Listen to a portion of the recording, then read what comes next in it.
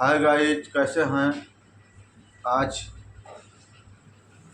है तारीख 11 और मौसम बहुत बढ़िया किया हुआ है। अभी सुबह का जो मौसम है बहुत नॉर्मली एकदम मस्त ठंडा ठंडा रहता है और हल्की हल्की धूप खिली रहती है, यानी धूप छाँव जैसे रहता है। और जैसे ही 8 से 9 के बीच में होता है वैसे धीरे धीरे गर्मी बढ़ने लगती है और हवा बंद हो जाता है। मौसम गर्मियों का आने वाला है, अब अप्रैल तो चल ही रहा है, मौसम ऐसे ही रहेगा। फ़िलहाल हमारा जो नाश्ता है वो आ चुका है, पराठा और पत्ते गोभी की सब्ज़ी और थोड़ा सा गुड़ गले के लिए। पहले थोड़ा सा गुड़ खाते हैं ताकि गला और फेफड़ा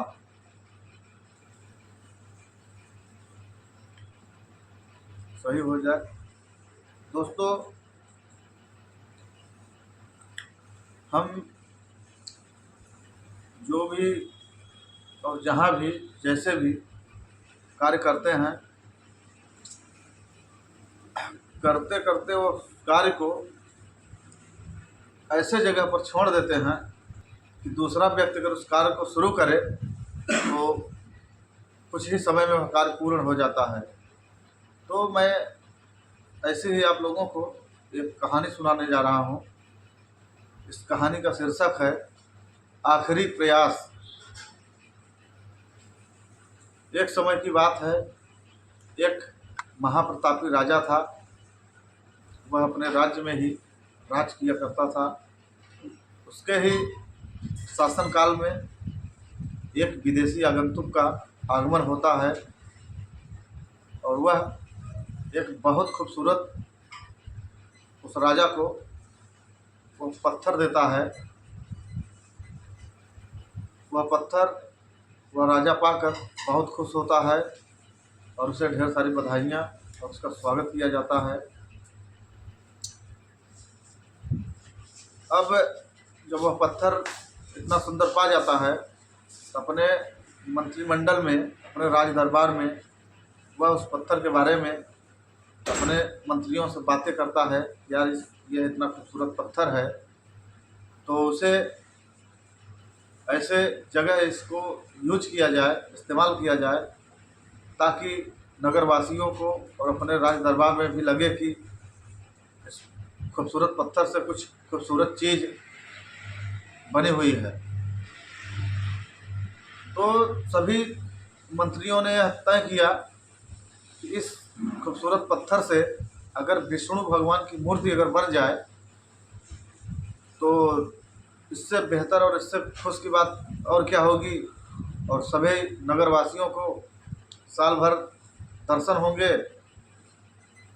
यह सब बात होने के बाद में यह जिम्मेदारी महामंत्री को सौंपी जाती है और वह राजा महामंत्री से कहता है कि इस इलाके में सबसे अच्छा जो मूर्तिकार हो उससे इस पत्थर से विष्णु की मूर्ति बनवाओ और अपने ही नगर के जो सबसे प्रमुख मंदिर है उसमें इस मूर्ति का स्थापित करेंगे। राजा का महामंत्री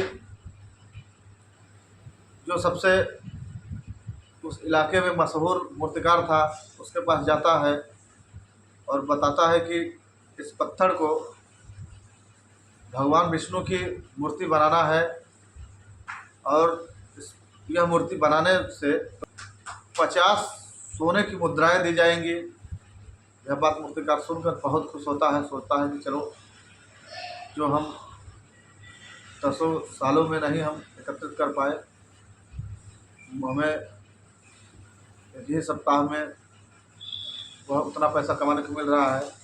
और महामंत्री ने उस मूर्तिकार से कहा कि 7 दिन के अंदर हमें यह मूर्ति बनकर हमारे राजमहल में पहुंचना चाहिए।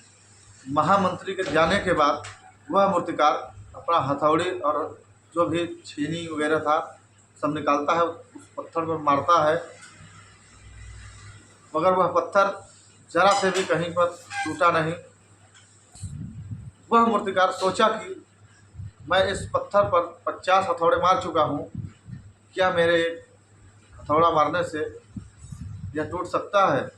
यही सोचकर वह हार मान लेता है और जाकर यह बात महामंत्री को बताता है कि महामंत्री जी, ऐसी ऐसी समस्याएं हैं और यह पत्थर हमसे टूटा नहीं। महामंत्री सोच में पड़ जाते हैं कि राजा ने हमें 7 दिन का समय दिया है, अगर 7 दिन के बीच में अगर यह मूर्ति नहीं बनी तो राजा हो सकता है हमें अपने पद से निकालना पड़ जाए, निकाल देंगे। उसको यह डर हो जाता है। वह गांव के ही एक छोटे मोटे मूर्तिकार को पकड़ता है और उससे बताता है कि यह 1 सप्ताह के अंदर ही इस पत्थर से मूर्ति बन जाना चाहिए। वह मूर्तिकार बोलता है कि साहब, हम तो प्रयास करेंगे कि जल्दी ही बन जाए, देखिए क्या होता है। वह गांव का छोटा मूर्तिकार उस खूबसूरत पत्थर पर जैसे ही एक हथौड़ी मारता है, वह पत्थर टूट जाता है। यह सब चीज़ें महामंत्री अपनी आंखों के सामने देख रहा होता है और वह महामंत्री सोचने लगता है कि वह मूर्तिकार अगर एक हथौड़ी और मारा होता तो वह पत्थर भी तोड़ लेता और मूर्ति भी बना लेता, उससे 50 स्वर्ण की मुद्राएं भी मिल जाती। तो दोस्तों, हमारा इस कहानी का बताने का मतलब यही है कि अगर आप किसी भी कार्य को कर रहे हो करते करते आप वहाँ पर हार मान जाते हैं जहाँ पर उस कार्य को करने में थोड़ा है और ही मेहनत करना पड़ता है।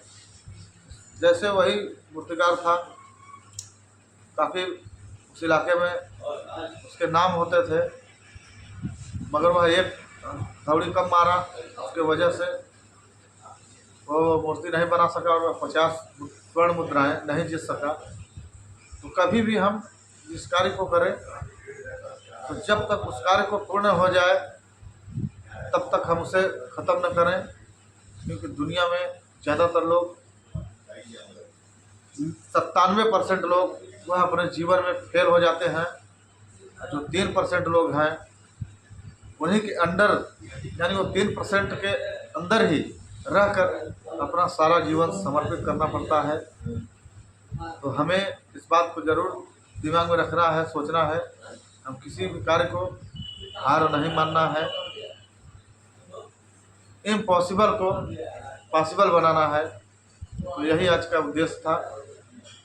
आप इस कहानी को शेयर करिएगा और लाइक करिएगा। अगर यह वीडियो किसी बुद्धिमान और समझदार व्यक्ति के पास पहुँचे तो उसे समझकर अपने मित्र और साथियों को जागरूक करने के लिए ज़रूर पहुँचाइएगा। आज का वीडियो यहीं तक, मिलते हैं कल किसी एक नए वीडियो से, नए कहानी के साथ, एक नई दिशा लेके। तब तक के लिए गुड बाय।